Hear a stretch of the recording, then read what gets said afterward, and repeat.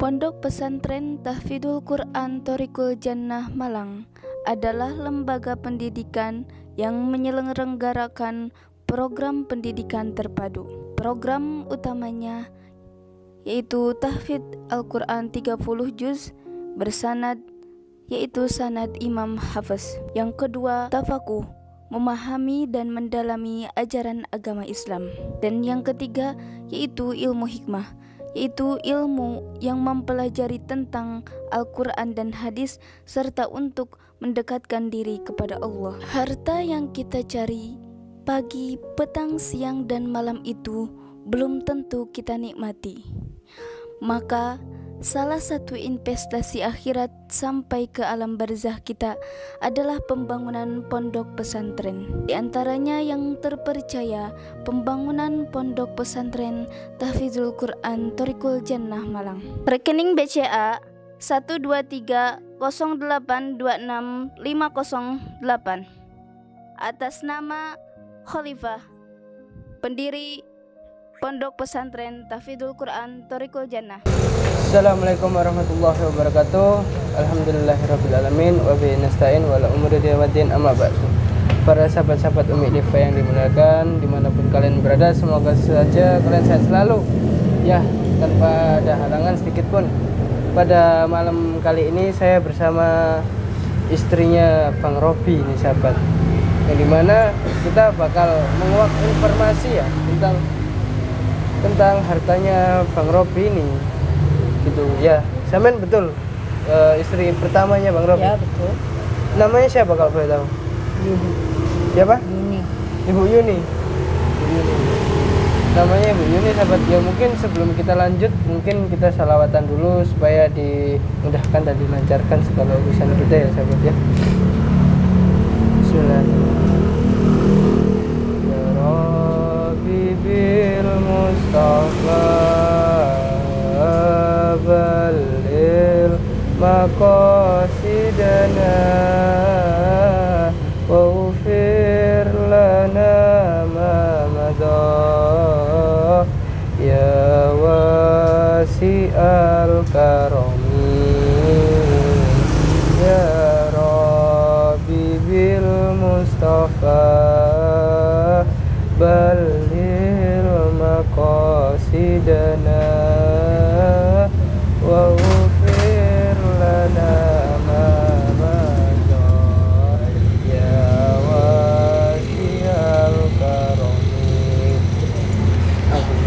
Ya, sebelum saya itu ya lanjut ke mau lebih dalam, kita tanya yang simpel-simpel dulu ya Bu ya. Ya boleh. Bukannya saya ingin menjatuhkan atau apa, di sini hanya mengorek informasi tentang Bang Robi mungkin ya. Ya. Sebelum sampai nikah sama Bang Robi itu kenalnya di mana? Kenalnya dulu itu nggak sengaja juga, waktu saya ada acara apa dulu tuh ya. Saya ketemu sama dia, terus sering ngajak ketemu, akhirnya ya dia ngajak nikah gitu. Ngajak nikah? Dengan diiming-imingin kalau mama mau jadi istri dia, ya saya bakal tercukupi semuanya, kan saya orang susah mas gitu. Berarti pas ketemu sama sampean itu dia itu udah kelihatan seperti orang kaya gitu ya? Iya. Seperti orang kaya. Dan sekarang udah jalan berapa tahun itu apa pernikahannya gitu? Sudah 2 tahun lebih. 2 tahun lebih ya? Udah lumayan lama berarti ya? Iya. Udah punya anak berapa Bu? Belum ada mas. Belum ada?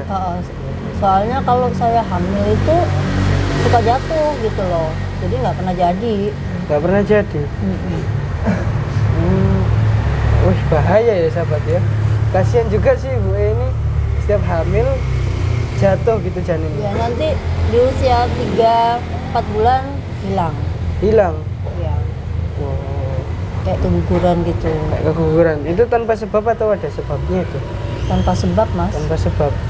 Udah pernah diperiksain ke dokter apa belum?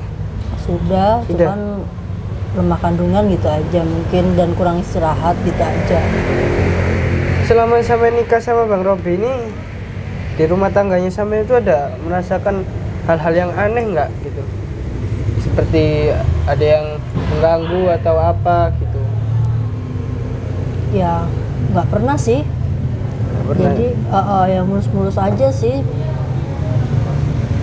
Mulus-mulus aja. Tapi semenjak sampai hamil terus tiba-tiba keguguran itu, sampai nggak ngerasa ada yang aneh atau apa gitu? Enggak juga, karena setiap saya nanya sama suami saya ya mungkin belum dikasih gitu aja, mungkin belum dipercaya gitu ya kan, untuk saya ngerawat anak mungkin sama dia. Kalau masalah uang gitu Pak, ini saya bahas tentang keuangan, soalnya ini ada masalahnya dengan pesugihan gitu Bu. Karena dari posisi tim saya banyak yang mengira bahwa sumber kekayaan dari Bang Robi ini berasal dari setan, yaitu pesugihan gitu. Kalau dari segi uang sampean dicukupi apa enggak? Kayak maksudnya kan biasanya orang dikasih pas-pasan gitu kan, buat belanja, buat apa. Ini dikasihnya itu kayak berlebihan gitu loh, apa gimana? Ya selama sama dia itu saya nggak pernah kurang suatu apapun gitu. Nggak pernah kurang. Saya berlimpah, maksudnya saya berlebih dapatnya gitu. Saya minta apa dia selalu turutin gitu. Itu kalau mesti minta nggak pernah ditolak ya? Ya. Di sini kan ini di suatu kafe kan, nanti kalau misalnya kita mau datengin rumahnya sampean bisa nggak? Bisa, monggo. Tapi di rumahnya sampean itu ada satu ruangan khusus yang nggak boleh dimasukin apa enggak? Ada sih. Ruangan yang nggak boleh dimasukin ya? Ya. Sampean itu punyanya siapa ruangannya? Ya punyanya suami saya. Punya suami sampean, tapi sampean nggak ada kecurigaan sama sekali? Nggak pernah. Karena saya percaya sama dia. Apapun yang dia lakuin sih saya nggak pernah peduli. Percaya dalam hal apa? Percaya bahwa emang uang yang dia hasilkan itu betul-betul dari keringat dia sendiri atau apa? Ya setahu saya kan dia anak sultan. Anak sultan? Iya. Tahu bapaknya nggak? Tahu ibunya nggak sampean? Ya belum tahu sih. Belum tahu. Hah? Gimana nikahnya sama dia? Ya bisa dibilang sih aneh ya. Kok bisa? Hah? Kok bisa? Ya soalnya kan sampean juga belum kenal orang tuanya kan. Terus bisa tahu dia itu anak sultan, tahu nggak uangnya dari mana? Ya yang saya tahu itu dia kalau di rumah gitu ya yang diomongin bisnis terus. Kalau Bisnis. nelpon gitu ya kan. Jadi saya pikir dia pun mau pergi jalan pun kadang nggak pulang. Ya dia cuma jawab, saya begini ini saya kerja, nggak usah berpikir macam-macam, yang penting semua kebutuhan kamu saya penuhin gitu. Ya saya percayalah sama dia. Ya, berarti sampean nggak ada kecurigaan sama sekali ya? Nggak pernah.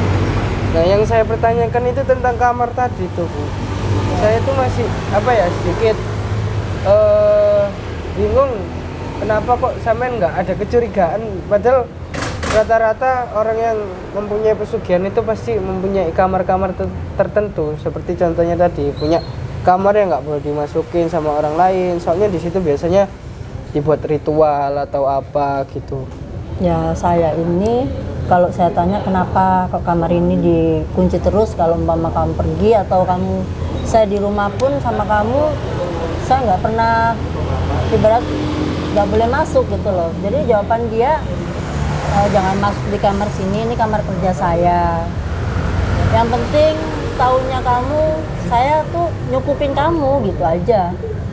Ya saya nggak bantah lah, yang penting sih buat saya nggak peduli semua itu, yang penting apapun yang kamu lakuin, yang penting saya tercukupi, sudah gitu aja.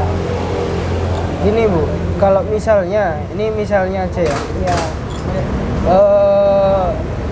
Selama ini sampean kan nggak tahu, terus suatu saat nanti sampean bakal sampean itu tahu kalau selama ini sampean itu cuman dikasih uang dari pesugihan, itu gimana menurut sampean? Ya saya nggak peduli Mas. Hah? Saya nggak peduli. kan haram. Uang apa? Uang pesugihan itu karena mintanya ke setan kan. Ya saya tahu. Ya kalau memang dia menghasilkan uangnya dengan cara seperti itu ya mau diapain, mungkin memang kalau di pikiran saya sih yang penting semuanya udah ini gitu loh. Saya nggak peduli dia di luar juga ngapain, dia di sini juga ngapain. Yang penting buat saya itu ya nomor satu ya, yang penting apa yang saya minta itu tercukupin gitu. Nggak, bukannya gimana ya Bu ya, nggak takut dosa atau gimana gitu, soalnya kan gitu tuh syirik, minta ke setan gitu, nggak boleh aslinya kayak gitu. Ya saya tahu, saya paham sih, cuman sekarang kalau sudah suami bilang nggak usah mau tahu terus tentang pekerjaan saya, yang penting saya tutupi, terus kalau saya terlalu ngurusin terus saya di stop, dia ninggalin saya, terus saya nanti mau gimana kan gitu. Jadi apapun yang dia lakukan saya percaya sama dia, dan itu menurut dia baik ya udah biar aja. Dan kalau masalah yang punya istri banyak ini gimana? Samen kan rata-rata orang Indonesia ini ya paling nggak mau kalau dipoligami. Kok Samen mau itu loh dipoligami? Sampai istrinya katanya ada 5 gitu. Samen hatinya Samen apa nggak sedih atau gimana gitu? Ya saya ini perempuan, pasti juga saya punya perasaan, tapi yang saya butuhkan dari dia kan duit. Jadi saya masa bodoh dia mau ngapain ya kan? Berarti Samen nggak sayang sama Robi berarti? Ya saya sayang, tapi kalau saya terlalu jauh mau mencampuri urusan dia nanti terus saya ditinggalkan, terus saya mau gimana hidup, kebutuhan hidup apapun itu saya minta sama siapa kan gitu. Iya. Jadi di dunia ini kita butuh uang sahabat ya, semuanya nggak bisa dibeli dengan uang. Ya. Ya hebat sih kalau menurut saya Samen bisa menerima kalau suaminya itu mau nikah banyak, itu jarang ada perempuan seperti Samen. Ya mungkin cukup itu aja Bu, nanti ditunggu kabarnya, bisa saya mau pengen lihat kamarnya itu ada apa gitu, tapi Samen jangan bilang Robi. Gimana? Nanti Samen jangan bilang Robi, takutnya kalau Samen bilang Robi malah kejadian yang aneh-aneh takutnya, karena kan tahu sendiri saya di sini tuh hanya ingin apa ya, bukan ingin bertengkar atau ribut dengan siapapun, tapi di sini kita mencari siapa yang benar siapa yang salah gitu.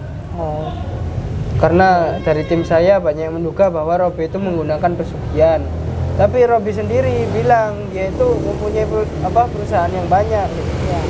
Ya mau nggak mau kita harus menyelidiki lebih lanjut kalau menurut saya. Ya mungkin cukup itu aja Bu, terima kasih banyak ya udah mau diajak ngobrol ya sahabat. Udah cukup kayaknya informasi tentang si Robi ini. Mungkin jika ada tutur kata saya yang salah dan juga ibunya mohon dimaafkan, karena kita itu manusia yang penuh dosa dan banyak salah ya. Saya akhiri, assalamualaikum warahmatullahi wabarakatuh.